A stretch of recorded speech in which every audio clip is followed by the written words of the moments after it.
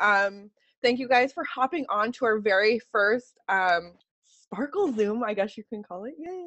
I have talked to Josh about we're doing a Push to Diamond group, and some of us have all of us have big freaking goals, and we want to end 2015 with no regrets and give it our absolute best and our all. And we want to go into 2016 feeling proud and confident and comfortable and just kick off the new year the best way we can. So this week we are doing a kickoff call with special guest Josh Coates, who is my leadership mentor, and some of you know him as well. I get to work with him too. Lauren is a little bit behind right now because, like I said before, she's looking for her dog. So hopefully she'll join us soon. But what we're going to do half the call. Josh is going to talk a little bit about some really cool stuff. I'll leave it to him. And then we're going to open the rest of it to a Q&A. We're going to have some discussion. So I want some feedback from everybody. Okay. This is not just me talk, Josh talk, Lauren talks. You guys are all leaders. You guys are all amazing coaches. You all have a lot to offer. So I want to hear from everybody. Does that work? Cool. And if you guys have any feedback or computer or TVs or vacuums or whatever, go ahead and mute yourself. If it's quiet, you guys can keep it open, because I like to hear feedback when I'm talking. So all right, Josh, take it away. Way cool. Thank you, Vicky. Hi, everyone. How you doing? Sorry to keep you guys waiting. I was finishing up another call, and then I had to pee out my Shaco.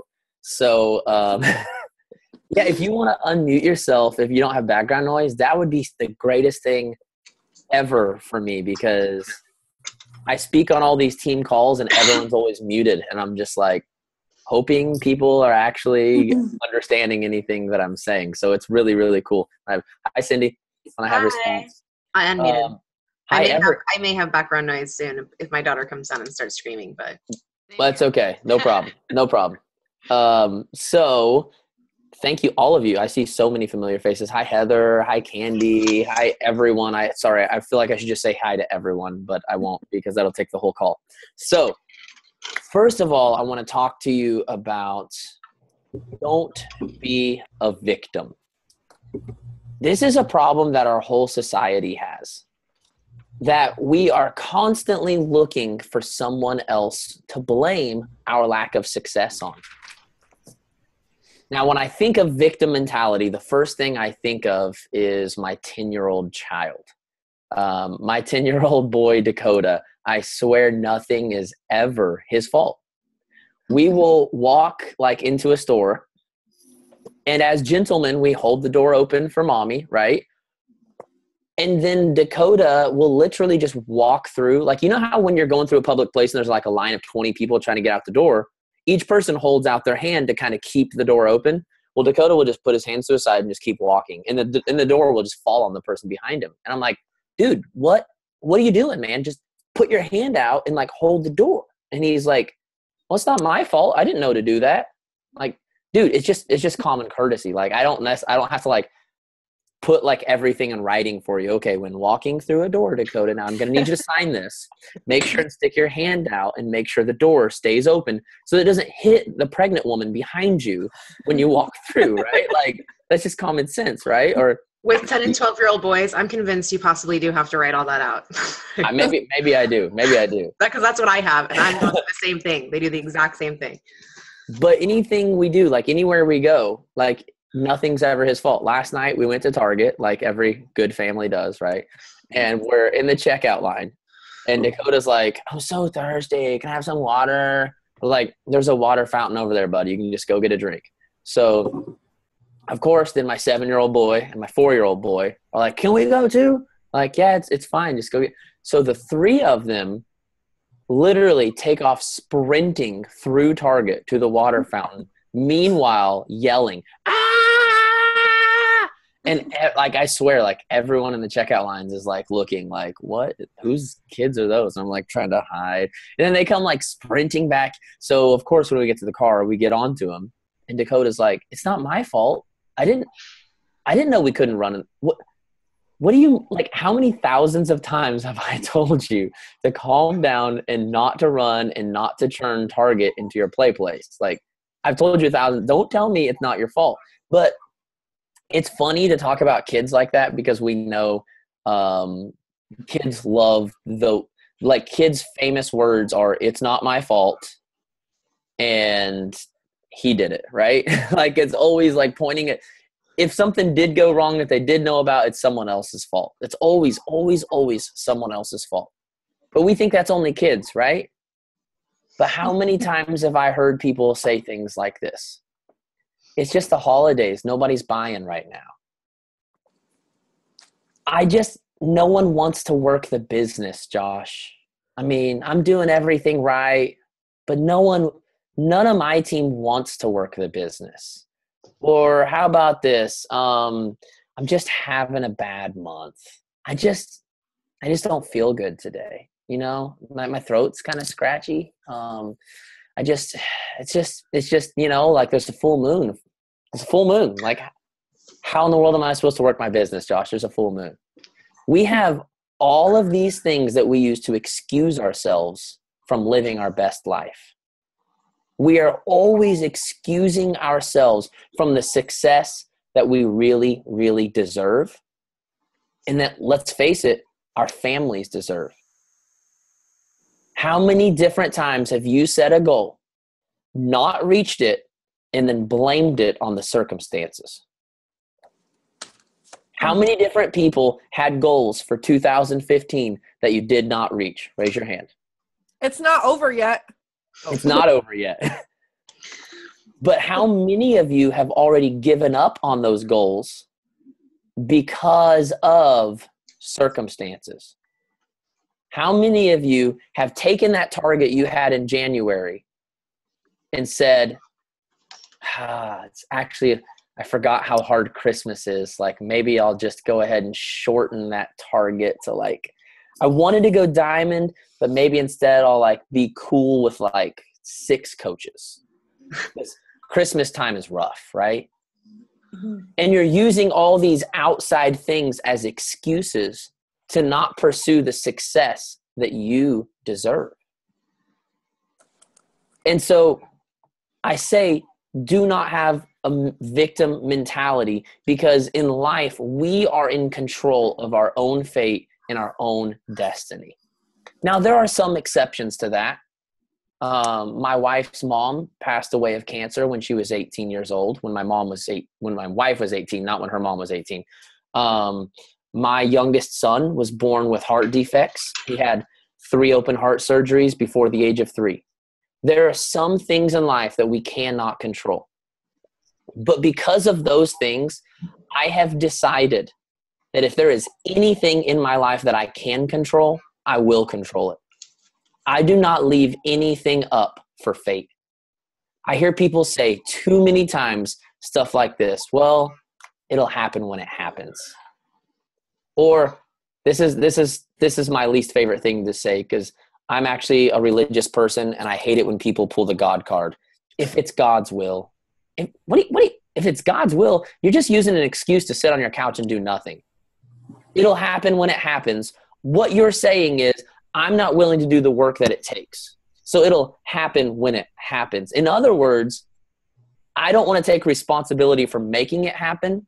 So I'm going to pretend there's this whole like fate destiny thing that will just magically cause it to eventually happen, right? How many of you have sat on your couch for 3 years saying, I'll just lose the weight when it happens? Did that work? No. When did health and fitness work? When you became intentional and put in the work to make it happen.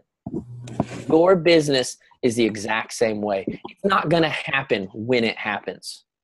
It's going to happen when you make it happen. We got a lot of people on this call that want to push for a diamond, right? And I'm sure some of you have already used this excuse. Man, this season's rough. You're absolutely right. This season is rough. That's why you have to be willing to go even further. You have to be willing to push yourself harder. You have to be willing to do whatever it takes. Do not let this holiday season rob you of the goals that you have for your life and for your family. Because nothing can stop you other than your own excuses. And I know that sounds really harsh, and I don't say that to like be mean, but I say that because I really, really believe that every single one of you is capable of living your dreams. Every single one of you is capable of living your very best life if you will take responsibility. You have to take responsibility for making it happen. Last night, I had a really unhealthy dinner. Is that anyone else's fault? No, it's my fault, right? If you have a rough month in your business, is that the economy's fault?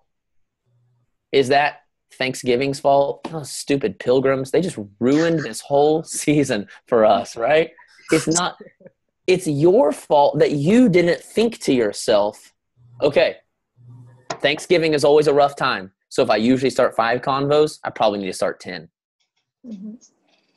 If I usually do 1 power hour, I should probably do 2. If I usually try to close on like the 10th message, maybe I should try to close on the 4th message. See how you can always make adjustments regardless of what's going on around you. And this is something that I love that Grant Cardone talks about in the 10X rule. How many of you are listening to the 10X rule? No, not yet. Everyone needs to listen to the 10X rule. If you're not, go get it. Love this story that he tells. Talks about how he lives in New York and the electricity goes out sometimes. And one time it was out for like 5 days. And everyone else is complaining about the government. What's their problem? Why can't they get the electricity turned back on? What's wrong with the government? Everything's always the government's fault, right? And he's going, here's the deal. I got an online business. Every single day that I go without electricity, once my computer dies and once my phone dies, I'm losing thousands of dollars a day.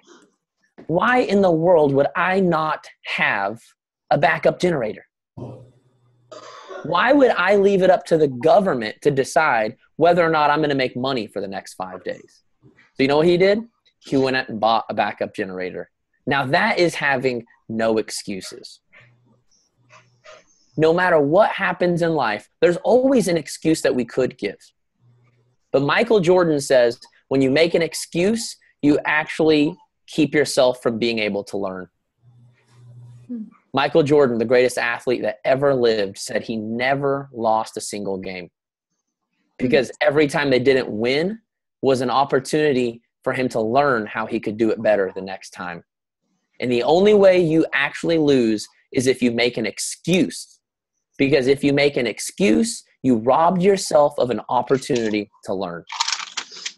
I could make an excuse for last night, right? I had an unhealthy dinner. I could say, I was actually like not feeling good at all. I almost passed out on my 7th call of the day because I forgot to schedule a lunch break yesterday for myself. So I did like 7 hours worth of calls with no lunch. And then I almost passed out. So literally the first thing that I could get in my mouth, I just went all in. But that would be an excuse, wouldn't it? And I just excused myself from learning a very valuable lesson. Hey, dude, look at your freaking calendar and schedule a lunch break, right? But if I excuse myself and just say, well, I just felt like passing out, so I ate a really crappy meal because that's the first thing I could get to. By making that excuse, I actually robbed myself of an opportunity to learn. And guess what? Guess what I would have done if I'd have made that excuse? I would have gone on scheduling 7 or 8 more days of not having lunch breaks and almost passed out and kept eating unhealthy, whatever I could get into my mouth, right? Instead, I learned, say, hey, moron, look at your calendar, schedule a lunch break so that you can eat something healthy and not almost pass out, right? See the difference in those 2 scenarios there? So some of you made, when we don't hit SC, sometimes we make an excuse. When we don't rank advanced, sometimes we don't make an excuse. Now, I'm not saying that everyone on this call is going to be perfect. That's not the point. My point is this. Was November a bad month for you? Don't make an excuse. Learn the lesson. What was the lesson I could have learned from that? You know what? I really wanted to recruit 3 coaches last month, but I only recruited 1. Okay, so what are your next words going to be? Is it going to be because it was a rough month? Excuse. You didn't learn. You didn't learn nothing. All you learned was when things are bad, you don't do as good. What you should say is, I wanted to sign 3 people, but I only signed 1 person. Okay, so what can I learn from that? Well, to be honest, I wasn't really very intentional the first week of the month. To be honest, I put off a lot of my conversations until the end of the month when everyone's on Thanksgiving break. See how I'm learning a lesson now? Okay, so December, I'm going to be really intentional. I know that Christmas is on the 25th. If I'm wanting to rank advance, I need to schedule and plan myself to get in a whole lot of work in those first 2 weeks before anyone is at home with their families on Christmas Day, right? I need to get it in as early in December as I can while people still have money. I need to reach out to people before they get, I don't know, caught up in singing jingle bells. Oh gosh, I hate Christmas music. I'm sorry. I know most people love it. How dare you? I worked retail for like 7 years. And so for 8 hours, I would just listen to Christmas music every day. It's so magical. While other people were spending money and I was working. Sorry. It was a depressing time in my life. And it starts around Halloween time too. Yes, the day after Halloween, Christmas music. And the problem, you guys are making excuses right now. You should be You're right. I hate Christmas music, and then I married Clark Griswold Jr. That's awesome. Nick makes me wait until the day after Christmas, and this year I turned it on in the car on our drive to Thanksgiving, and he's like, whoa, or the day after Thanksgiving, not the day after Christmas. He would love it if it was the day after Christmas. He's like, whoa, it is not the day after Thanksgiving yet. It's Thanksgiving. You cannot play this music yet. So here's something I want you guys to write down. You can control even the things that you can't control by controlling the things that you can control. I know that was really confusing sounding. Say it again. You can control even the things you can't control by controlling the things you can control. Let me give you an example. So my youngest son, who had 3 open heart surgeries, the second one just broke me. I was just like, screw it. This is stupid. I no longer believe in any higher power because this couldn't be possible. But here's the thing. At some point, I realized I could be mad. I could be negative. I could cry. None of that was going to help my son get better, right? None of that was going to help give him any confidence or any strength, right? So I made the decision that through his surgeries, I was going to be as positive as I could possibly be.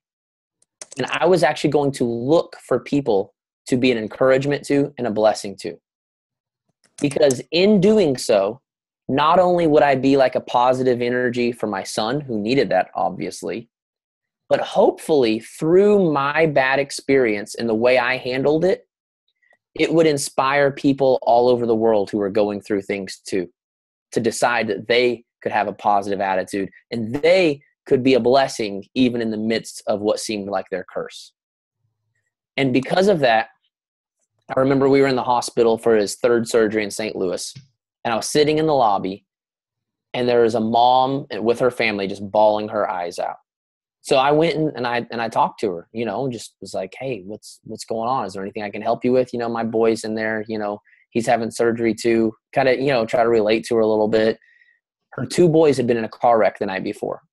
One of her sons was dead, and the other one was literally being put back together. Now, had I had a negative attitude, had I been pissed at God, pissed at life, pissed at everything on the planet, I would have been in that waiting room with my head down. Honestly, probably would have made it a lot harder for my son to even recover. Would have made it harder on my wife, who's also going through a tough time too, obviously, right? And I would have completely ignored the chick in the corner crying. I wouldn't have even cared. I'd just been like, whatever, her life isn't as hard as mine. My 3-year-old son is in there having his 3rd open heart surgery. But instead, because I had a positive attitude, said, you know what? And this was literally my mentality through the whole thing. What I'm going through is not worse than anyone else is going through. Someone else right now is going through a divorce that hurts just as bad. Someone else right now just had a son who ran away, who's hurting just as bad. Someone else is being abused.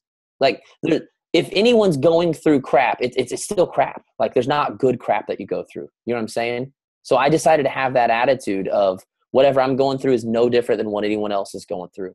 And because of that, I went and I talked to that mom. She poured her heart out to me, cried. I prayed for her. I encouraged her. I looked for her every single time I was in the lobby so that I could have an opportunity to hopefully encourage her and talk to her and pray for her. So because of what I was going through, because I decided to control what I could control, I controlled even the things that I couldn't control. I couldn't control that my son was in a hospital bed hooked up to 20 different machines. At any second, one of those machines went wrong, his life could be gone. But by controlling the things I could control, my attitude, my outlook on life, every single day, I showed up at that hospital. I showed up in his room. I showed up in the lobby. I showed up with positive energy and a positive attitude. And because of that, I'm not saying that my son couldn't have recovered without that, but I really, really, really believe that how quickly he recovered and how healthy he is now has a lot to do with the way we handled it. Does that make sense? Mm-hmm. So in your business, there's always going to be people that don't want to work the business. There's always going to be people that don't want to buy a challenge pack. There's always going to be people who screw you over. But if you control the things that you can control, you will eventually be able to control even the things you can't control. You can't control if 20 people say no this month, but you can control if you continue to reach out to people, support people, encourage people, add value to people, and just say, hey, if 20 people say no, I'll just reach out to 40 people. You can control that. You can control how many people you talk to. You can't control how many of them say no. You can always talk to more people. Does that make sense? You can control the attitude that you approach life with. My entire first year in business on the John Maxwell team, I signed 2 clients.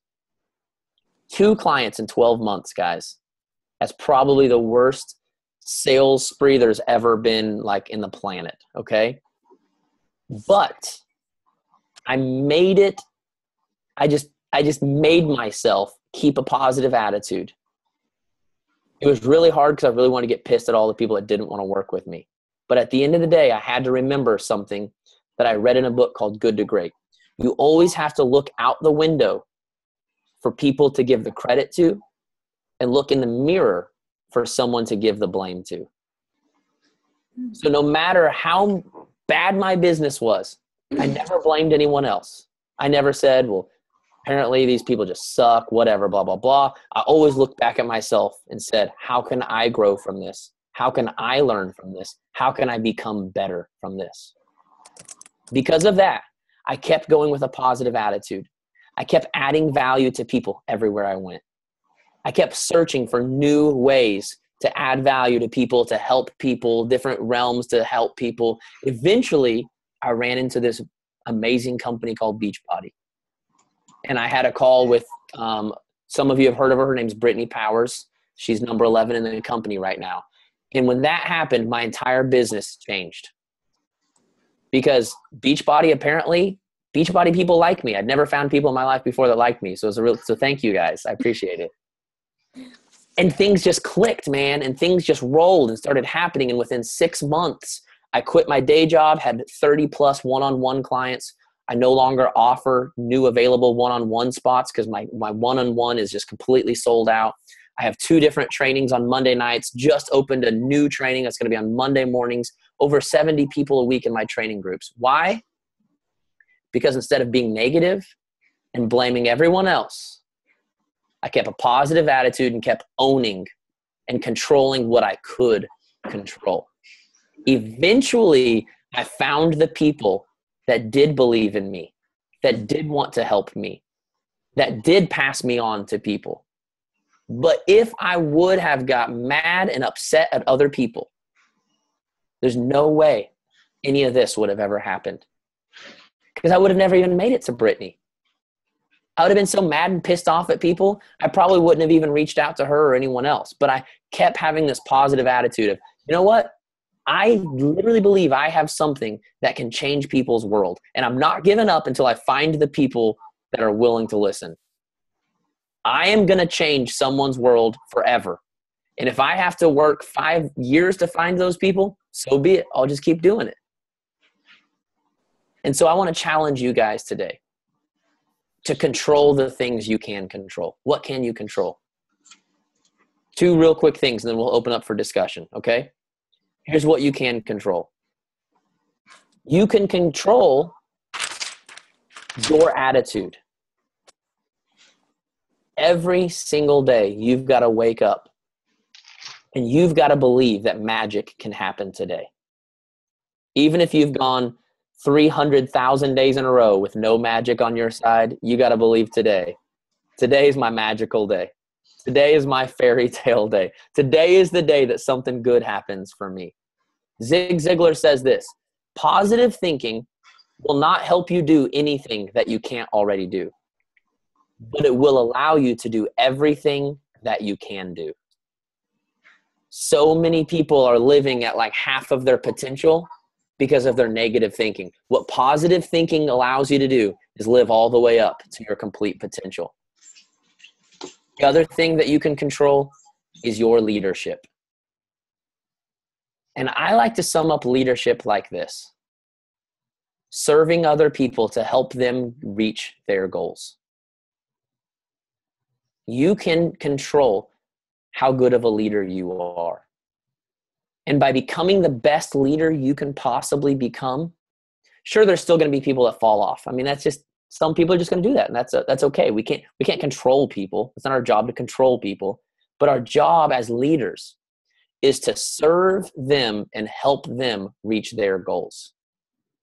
Another wonderful quote, apparently I'm on a Zig Ziglar run this morning. Another thing he says is, you can have anything you want in life if you'll just help enough other people get what they want. Do you want to be the greatest leader ever? Help a whole bunch of people get what they want. Some of you are pushing for diamond. You want to know how you're going to help someone become an emerald? Find out what they want in life and help them get it. And I promise you, emerald will be on the way every single time. If you just reach out to your coaches, say, hey, I don't know if I've ever asked you this. What do you really want in life? Like what would be your ideal life? Most of them are going to say stuff like this: more money, pay off debt, be able to travel the world, be able to have freedom, be able to have confidence. If you can help them get all of those things, I guarantee you emerald is on the way, right? Because how do we get all those things in Beachbody? By helping more people. What happens when we help more people? We rank advance, right? Every single time you help a bunch of people, there is always a rank advance in line for you. So do you want to promote to Diamond this month? How many people on this call, you say, I still want to finish this off year. I want to go to Diamond this month. Raise your hand. I want to challenge you to help as many freaking people this month as you possibly can. I want you to commit to helping more people this month than you've ever helped before. And by that, I mean challengers, and I also mean coaches. I want you to commit to helping your coaches build the best life they've ever had. You say, well, I've only got 1 month, Josh. But you can get started. What we start now, I always tell people, what we work for today is what we're living tomorrow. You want to have the greatest 2016 you've ever had in your entire life? It starts now. It doesn't start January 1. It starts now. My dad always said growing up, the way you leave one phase in your life is always the way you enter the next phase. So many people think, it's December, I just got 1 month, so I can just kind of like kick it, don't do anything for December, and then have a fresh start in January. It doesn't work like that. the way you end December is the way you enter January. So if you end December not caring and not talking to anyone, January 1, guess what happens? You're starting over fresh with 0 conversations happening, with 0 people interested in what you have to do. And you are building from scratch on your momentum. How many people know it was really hard work to build the momentum that you have today? To get, when you first started, you probably had like 2 likes on every picture. Remember those days? Yeah. You're just like, oh my God, why Vicky is so dumb. She told me to post 3 times a day and only 2 people are liking my pictures. The time memory thing, you had mentioned this before, and like, so it'll take me back to things I did a year ago when I first started coaching, and I'm like, oh, it's like 1 like. Now, because you said that now it's like 100. Yep, exactly. I still put them up there even though 1 person liked it. Exactly. And that's the power of momentum. Or as you guys like to call it, the compound effect. Little things done over time build up. But a lot of people think that you can pause the compound effect and then just hit the play button. It's not an iPhone, guys. You can't pause the compound effect. When there's a stop button and then there's a replay button. There's not a pause and then pick back up. With the compound effect, the second you stop, I like to say it like this. So momentum, it's like you're building. But the second you hit the pause button, it does this. It goes backwards. It never just stands still. It's going backwards. So you've built up all this momentum all year, and then December you say, pause, and it goes back to this. So January, you start off here, not here. Does that make sense?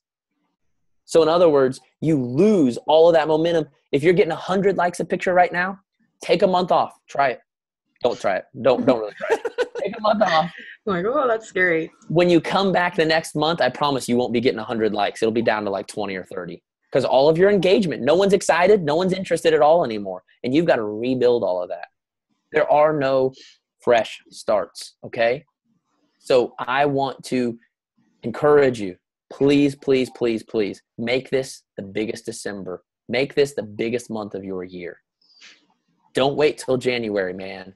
Some of you have already decided, I know like I'm in this group and I know like I said it, but I don't know. Don't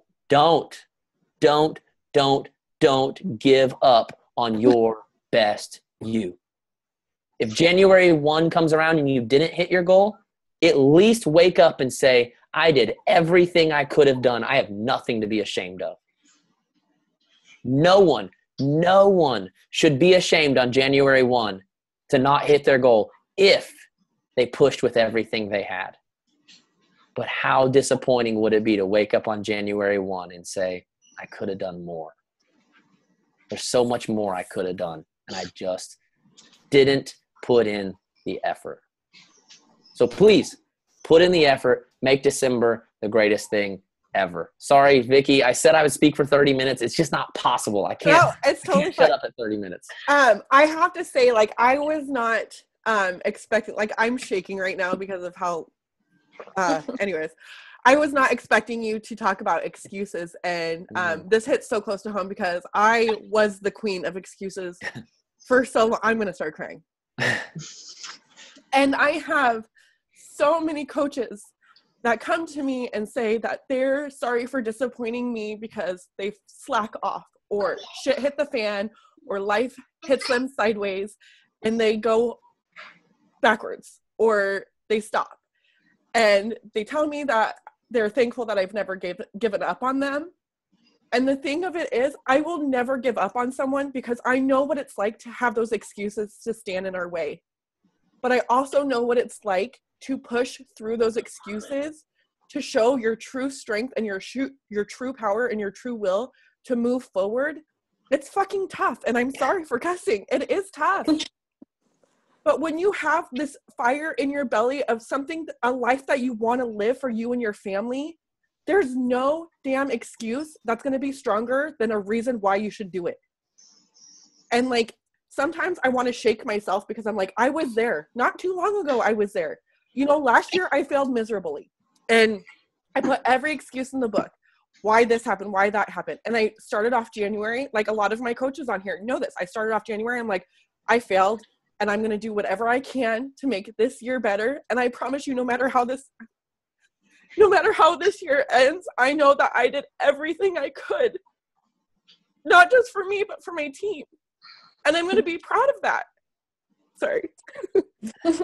Now I'm crying. We're all going to start crying here. I'm sorry. It's all good. It's all good. I love it, Vicky. I love it. I love it. If I can add, recently I read the book No Excuses by Brian Tracy, which is a great book. Oh, such a good book. And he says in there, whenever you're like faced with anything, you just have to say to yourself, I am responsible. And that just really hit home. It's like such a simple sentence, but no matter what, you're responsible. Like you can't give that power to anybody else either. Like whether it's good or bad, it's all on you. And I kind of find that super empowering too. So good book, worth the read. That's awesome, Corrine. That is a great book. Mm-hmm. Yeah, I wanted to tell you guys too, after Vicky was just talking about the excuses, I was also one of her coaches. Well, I'm still one of her coaches that has excuses. Like, what am I talking about?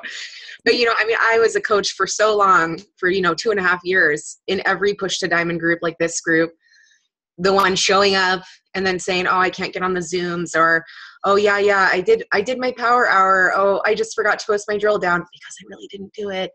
And I just did I had every excuse in the book. And it was actually that book, Corinne, that I read, The Excuses by Brian Tracy.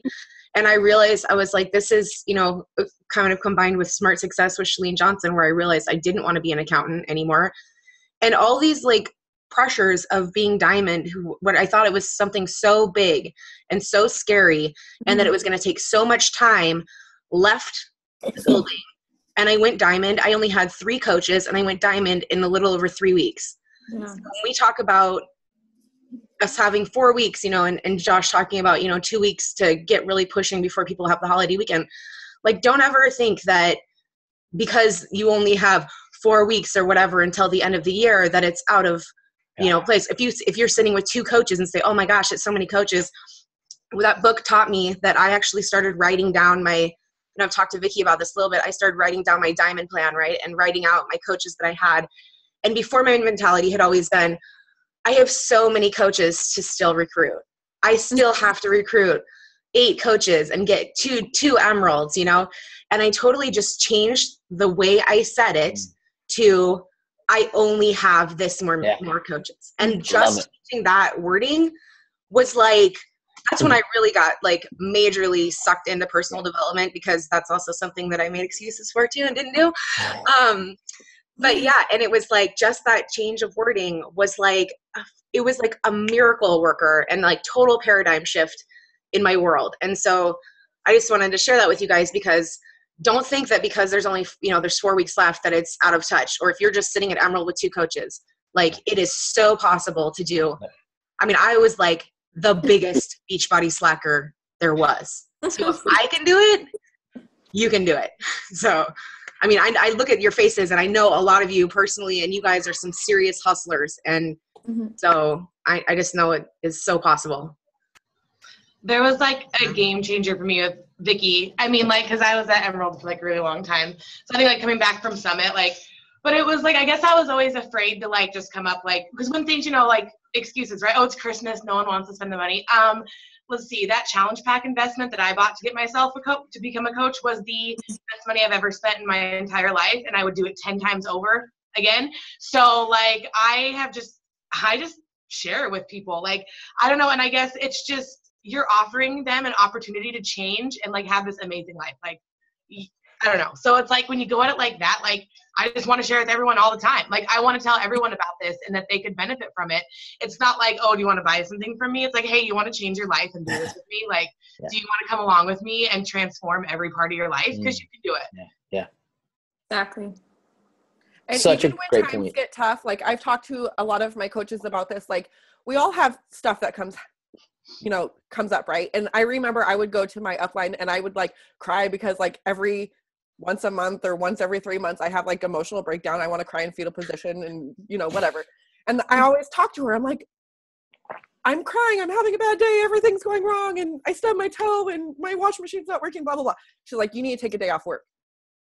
And I would do the opposite because I knew when I'm reaching out to people, helping them feel better, it in turn is helping me feel better. And not on purpose, but it's just the way it is. Like, you can't still feel shitty when you're making someone's day. Like, it's literally impossible. Mm-hmm. Totally. Well, I'm taking Josh, like, I've taken what you've said, Josh, about, like, you know, team and motivating. And just like in a couple weeks, my team has gone from, like, I felt like a little disconjoined, you know, like I was there for everyone, but now it's like everyone has just come and like joined together and rallied together. Like, it's just the little changes, the little things that you just like seem to overlook are the biggest impacts. That's awesome. Agree. I think a thing we're afraid of as leaders or as coaches developing into leaders is we're afraid to fail. And we're afraid to fail our coaches. And so we don't invite coaches or we don't want to grow our team. But I'm going to tell you guys this, and Lauren knows this, and Cindy knows this, and Heather knows this, and everyone that's ever been a coach that has more than one coach, you fail. You fail every day. It doesn't matter if you're a coach for 1 week, 1 year, 5 years, you're going to fail. And it's going to be okay. As long as you're humble about it and move forward and don't do it again, it's okay. That's how you learn. That's how you learn the best, is when you fail. You move forward. Yeah. Can I add to that, Vicky? No. Yes. I'm getting off. So here's what people are always, and you're absolutely right. I've heard that on coaching calls so many times from people. I'm scared to recruit people because what if I'm not a good leader for them? Mm-hmm. What a great question. You know what would be a better question? What if you don't recruit them and they live the rest of their life miserable? You know, or is anybody on here a certified personal trainer? Can I see your hand if you're a certified personal trainer? In my mind, I am. In your mind. Lauren? One person is a certified personal trainer. Out of how many of us are on this call? And yet, how many of you have helped someone lose weight and get healthy? Raise your hand. Raise your hand if you've helped someone lose weight and get healthy. Shoot, I'm not even technically I'm a Beachbody coach under my wife because she wanted to go Emerald. But I'm not even a Beachbody coach. And I've helped someone lose weight and get healthy, guys.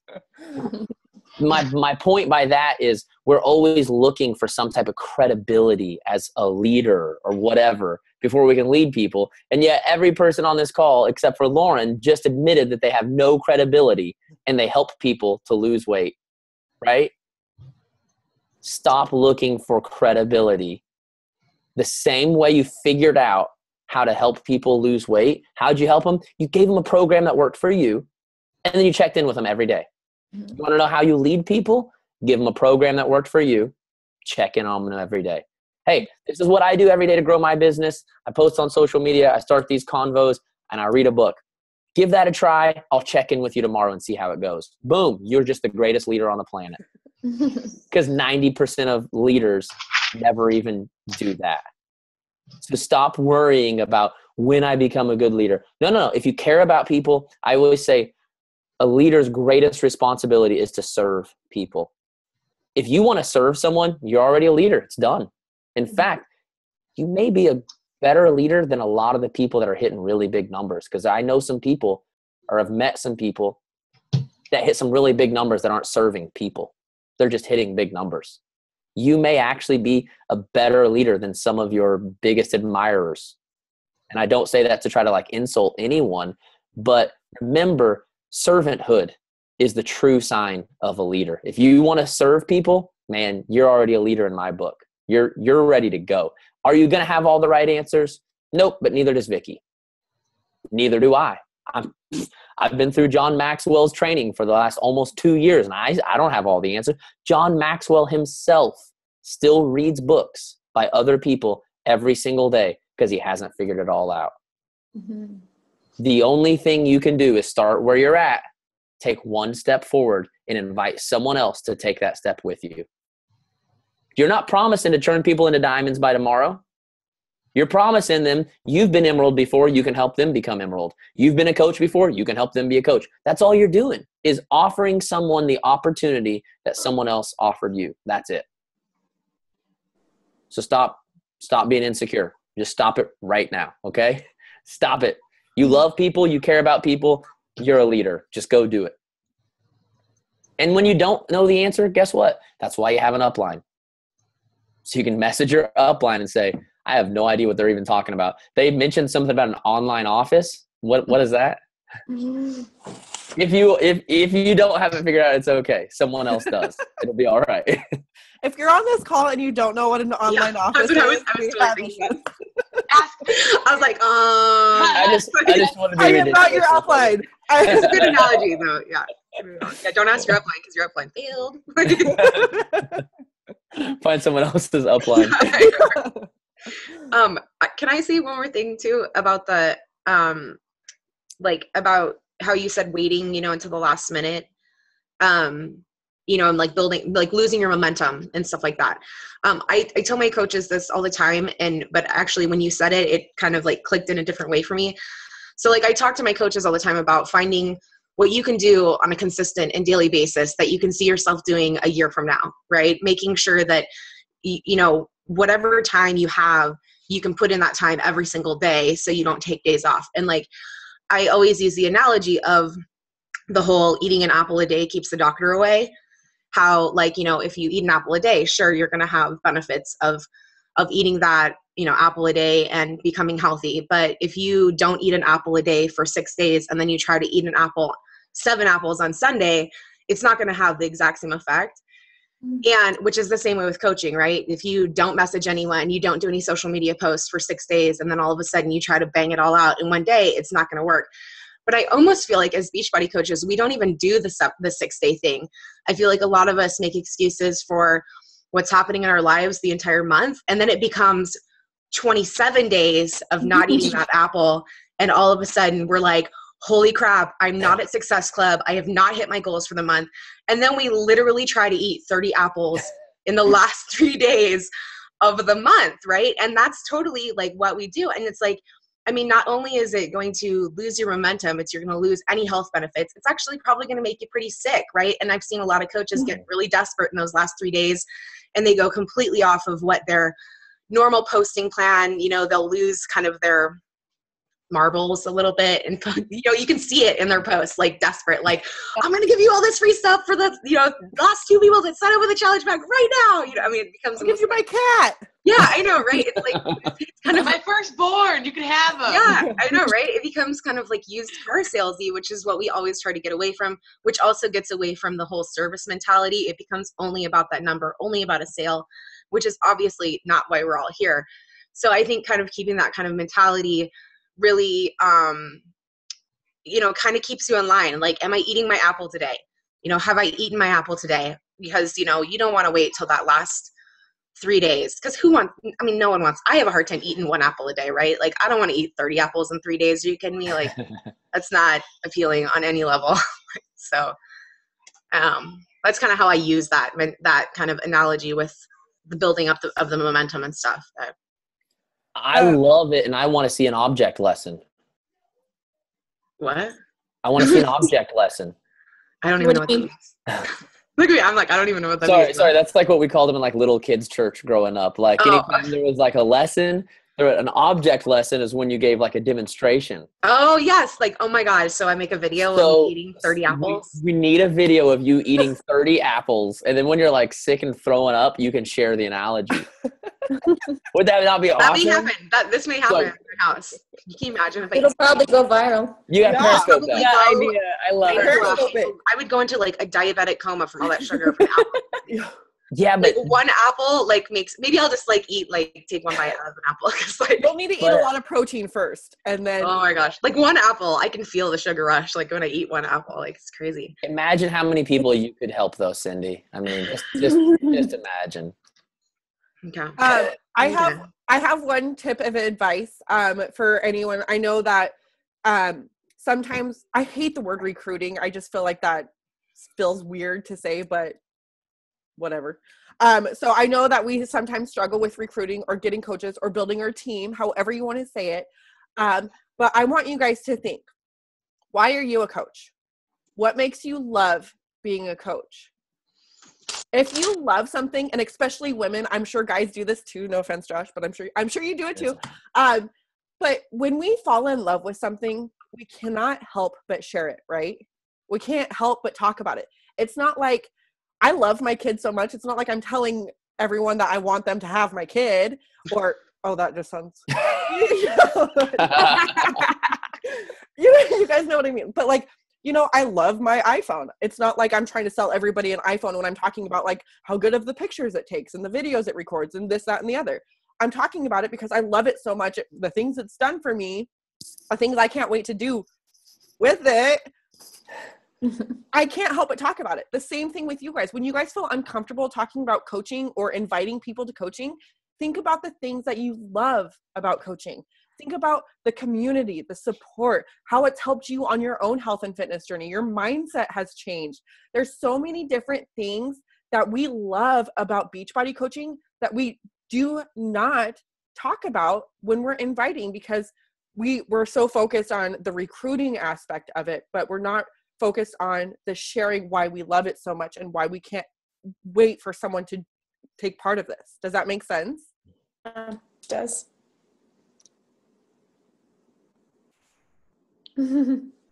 Thanks, Vicki.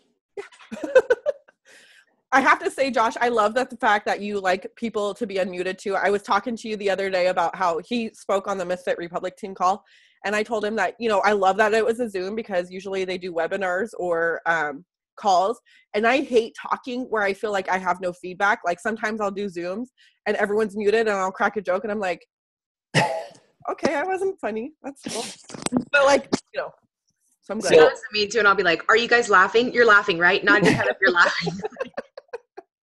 So on the John Maxwell team, everything's done via phone call because there's like thousands. There's like 3,000 of us on the John Maxwell team.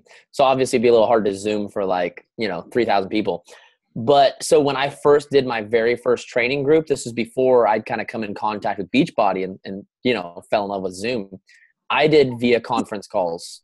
And so I could see on my computer, like because of the website that I use, who was on there. But I had to mute everyone so that there wouldn't be all the feedback and stuff. And so literally I couldn't see anyone's face and I couldn't hear them. So I'm just sitting there like, I wonder if like I'm still even connected. Like what happens if like something happens that I lose my phone connection and I literally spend an hour talking to no one and everyone's just sitting at home going like, what happened? I don't even know what happened to that call? Like I thought we were having a call tonight and I'm just like going off, having a good time and laughing at myself. And it was really funny. So another random tidbit for you. This is how horrible my business was the first year. I used to do those conference calls in my van in the garage because it was too loud in my house and I had to do them at night when my kids were home because I worked during the day. So not even kidding you, in the middle of the winter, I would go out to my garage, I would open up the garage door so I didn't kill myself, and I would turn my van on and let my van run. And I would have my laptop and my phone set up in the front seat of the van and run training groups out of the front seat of my van. So once again, no excuses. Like it doesn't matter where you're at, man, wherever. Like, was I posting pictures on Instagram of me chilling in the front of the van? Definitely not. But I just, there's always a way to find a way to make it happen. You may have like 10 kids climbing all over you. It's okay. Make a video anyways. People will love that. Brittany Powers has 75,000 followers on Instagram. Every single workout video, you'll see like Mickey Mouse playing on the TV behind her and like two kids just running around like tackling each other and going crazy. People love it because they see, oh, wow, here's someone who's really busy, just as busy as me, but she still finds a way to get it done. So wherever you're at, you know what? Maybe you don't have some pretty iMovie like thing that you can do with who cares, man? Just be active and just go for it. Just believe in wherever you are and whatever you have, just go for it all the way. That was random, and I have no idea why I said all that. But I just want to tell the van story, basically. Brandy said when she first started, she had no Wi-Fi, and her phone service only worked outside. That's awesome. That is awesome. I love it. I love it.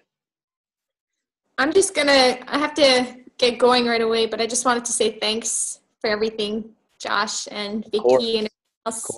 Of course. Hey, have a good day, guys. Do not hop off yet, Corrine. Oh, I gotta take a picture real quick, everybody, okay? Oh. 1, 2, 3. Perfect. Okay, thanks. See you guys. Thanks Bye, for being Corinne. on. Thank you.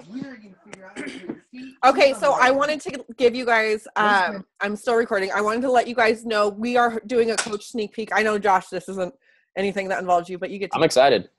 So in the coaching sneak peek, I don't know what you guys are doing with Lauren, but for those that are on my team, if anyone signs up by tonight, because I know that there's some of you that are pushing for, or some of you have coaches pushing for Emerald by tonight. If they sign up at the end of the coaching sneak peek, they're going to get the Unstoppable Misfits Girl Boss tank top. It's pink tank top. I just went North Dakotian for a minute. I'm in. I think Brandy, you are Lauren's. So you guys check in with Lauren and see what she is doing too. Also there's the Misfit Republic swag too that you can offer your team as well. So I want that tank top. Josh, I'm going to send you a Girl Boss tank top with the Yes, in hot pink. Send him the hot pink. Don't send him the green one. Send him the pink one. I'll rock it. Done and done as a special thank you. I'll have everybody in this group sign it, and then we will send it to you. Yes. That would be rad. Does anyone have any last questions for Josh before we all get off? All right. Well, thank you everyone for hopping on. Sorry. I wanted to say really fast, I really needed this call. So thank you, Josh. You're welcome. Thanks for being on. Yeah, thank you. Thank you for doing this. It's great. Of course. More than happy to. You guys should actually be thanking your amazing leader over here, Miss Vicky. Making us. Thank you. We missed our call last week because of Thanksgiving. So she was like, hey, how about you just come hang out with my team instead? I was like, of course, I would love to. So everyone, seriously, give Vicky a huge, huge, huge thank you because she spends money to mentor with me so that she can become a better leader and help you guys more. And I always say that anytime a coach is willing to spend money on their leadership, it shows how much they really care about their team. Because she could spend money on someone who is an advertising expert or a branding expert or a sales expert. All of that stuff would benefit her, or shoes. But instead, she's spending that money on a leadership trainer, which means she cares that much about helping you guys. Because leadership doesn't necessarily, in the end, it helps her, but it's really more about helping her team reach their goals. At least that's the way I teach leadership. So that's what she's paying for. So every time we talk, it's not about Vicky. It's always about you guys and how she can help you more. So send her a big, huge thank you, kissy, kissy emoji message and tell her how much you appreciate her. I love kissy emojis. Send them all the way. All right, guys. Everyone have a fantastic day. Thank you again so much, Josh. Of course. Yes.